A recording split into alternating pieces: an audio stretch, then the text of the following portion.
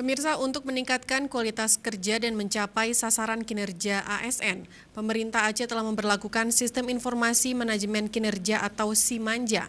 Hal ini disampaikan PLT Gubernur Aceh Nova Iriansyah saat memimpin apel pertama jajaran pemerintah Aceh untuk tahun anggaran 2020.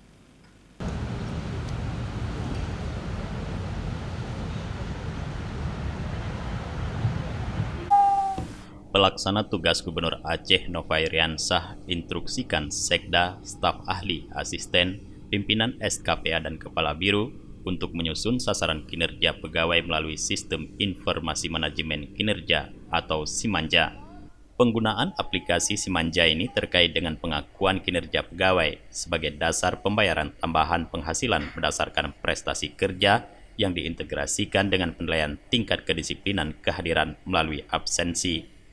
Disiplin dan kualitas kerja seluruh aparatur sipil negara harus kita tingkatkan.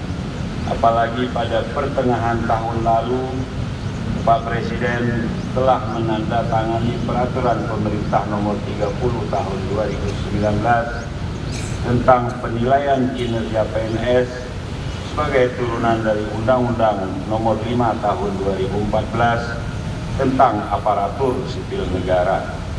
Aturan itu memuat sistem penilaian dan sanksi terhadap ASN yang tidak bekerja sesuai target dengan memperhatikan aspek perilaku, sistem kerja, disiplin, dan capaian yang telah diraih. Sistem Informasi Manajemen Kinerja ini merujuk pada undang-undang dan aturan yang memuat sistem penilaian dan sanksi terhadap ASN yang tidak bekerja sesuai dengan target, dengan memperhatikan aspek perilaku, sistem kerja, disiplin dan capaian yang diraih.